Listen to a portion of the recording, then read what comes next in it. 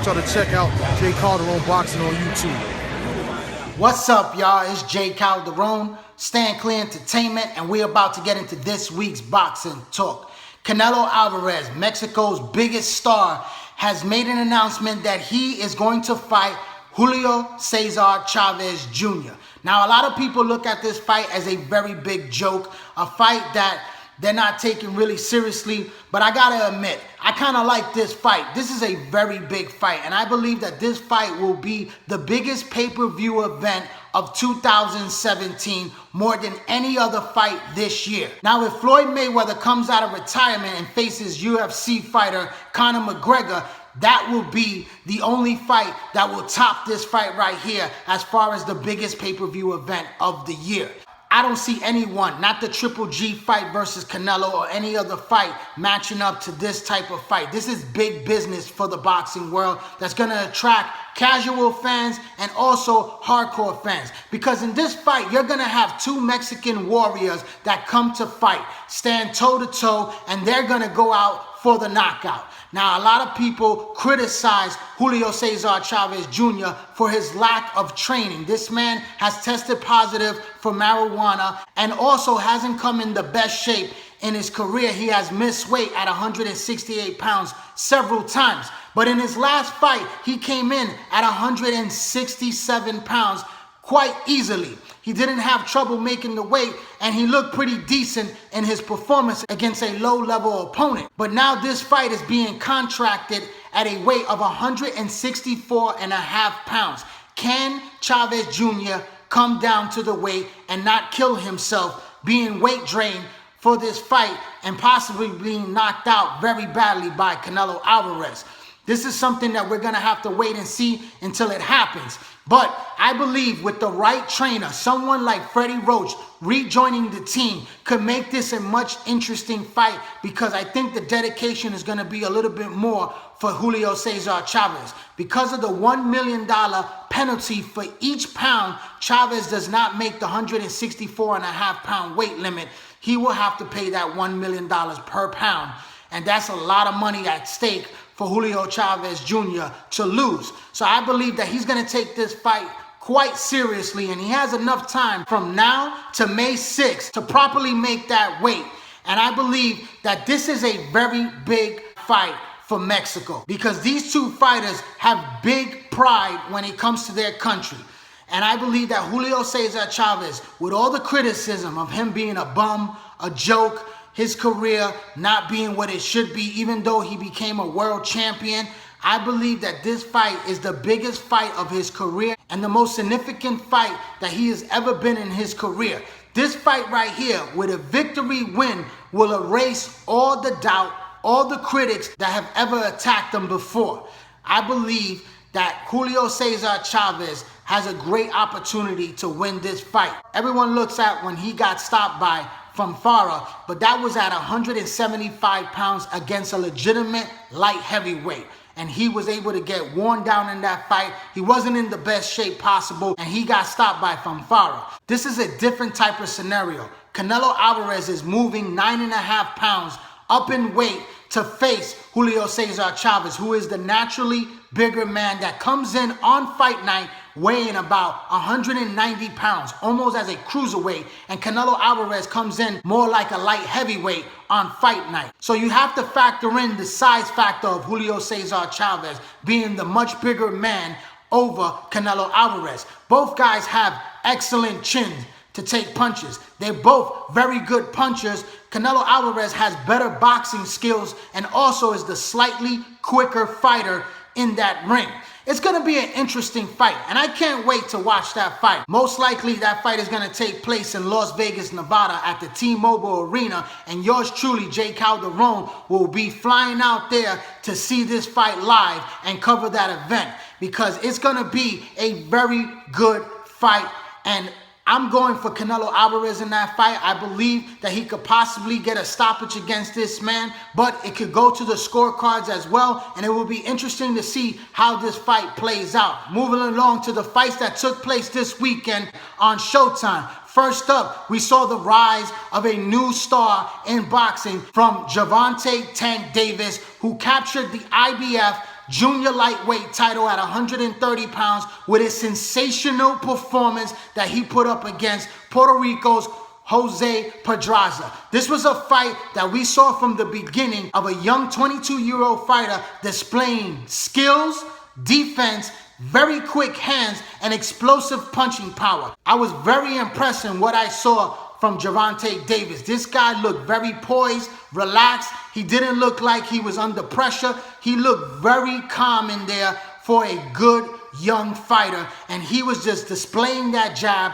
working the body, landing some very hard shots with some sharp, quick punches. And Pedraza looked like he didn't have any answers. Towards the middle rounds, he was able to find some good spots, some good moments where he was able to get off some shots, and it looked like he backed up Gervonta Davis for a moment. Pedraza really did not look like he had a game plan for this young man. This young man took over the fight, and he landed some beautiful shots that dropped Pedraza right through the ropes, and Pedraza was very hurt in this fight. Vicious right hand! Pedraza goes down! And this fight is over! Gervonta Davis at 22 becomes the youngest champion in boxing! And we had a new champion crowned. Floyd Mayweather was ecstatic, and he was very proud of his young protege becoming a world champion. And I gotta tip my hats off to Gervonta Davis because, like I said, I was very impressed with his performance. This kid looks like the real deal, and I can't wait to see him against better competition out there in the division. Now, a lot of people are already calling for him to fight the best in the division, one of the top pound-for-pound fighters in the world, and that's Vasily Lomachenko, which is an excellent fighter to be going up against, and it's not the time for this young man to step up against the very best.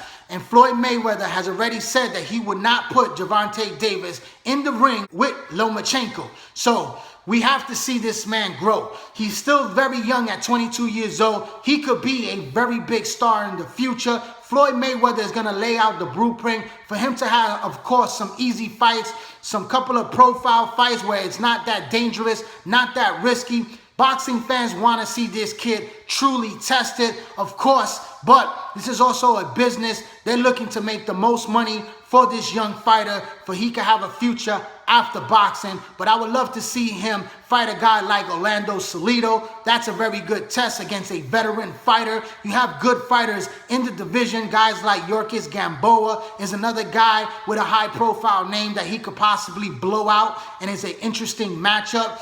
You know, you have to take this kid gradually before you throw him in there with the Lions. But he is something to watch, and I can't wait to see him again. Now, the main event of the night was perhaps a candidate, early candidate for fight of the year, and that was between two world champions in James DeGale and Badou Jack, fighting a unified super middleweight championship at 168 pounds. And it was an excellent fight from beginning to end. These guys show what champions are made of. I mean, I saw a fight where James DeGale in the middle rounds was taking over the fight, doing very good work. He showed quick hand speed. Early on in the first round, he was able to drop Badou Jack, and it looked like it was going to be easy pickings for the UK fighter.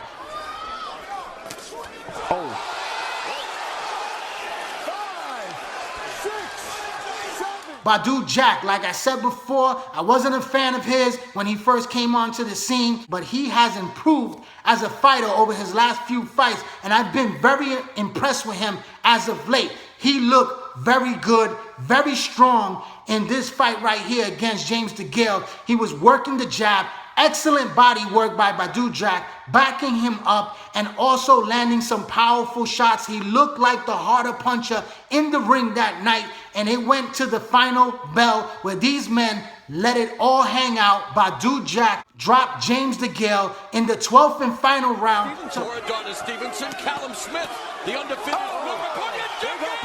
It's down for the first time in his career. What drama here in round 12.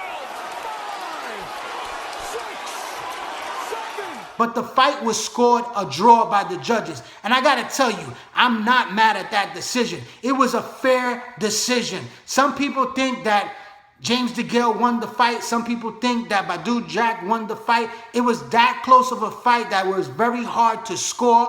You know, it was close rounds. And I believe that Badou Jack did enough to win the fight in a very razor-thin decision.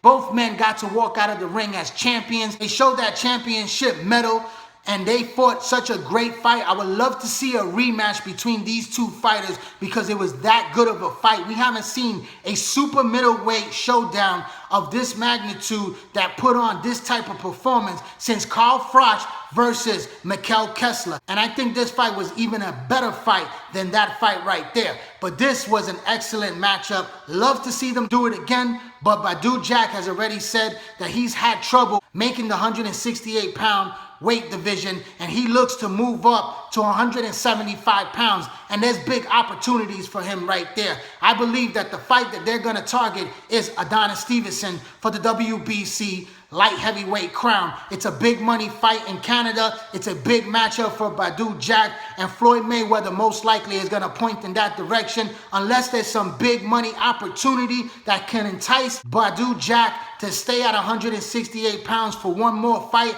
and fight an immediate rematch with James DeGale. I know DeGale would like to have this fight in the UK. He looks to have a homecoming fight in his very next fight, so that makes the possibility of Badou Jack and James DeGale fighting in a rematch in their very next fight pretty impossible. Because if James DeGale takes a tune-up fight and fights in the UK, then this fight is definitely not going to happen, and Badou Jack will move up and target Adonis Stevenson, which that's a great matchup as well. I have grown to really like this guy, and I think Badou Jack is a very good fighter, and James DeGale will take over the super middleweight division as the #1 pound-for-pound guy in that division. But that's my final recap on the fights that took place this weekend. Please subscribe to this YouTube channel right here, J. Calderon Boxing Talk. Hit that little subscribe button. Put your email information so you get all my notifications. Also, follow me on Instagram and follow me on Twitter at J. Calderon Boxing. Join that Facebook boxing group page, J. Calderon Boxing Talk. I'm J. Calderon, Stand Clear Entertainment. Thanks for your support. Keep watching and subscribe.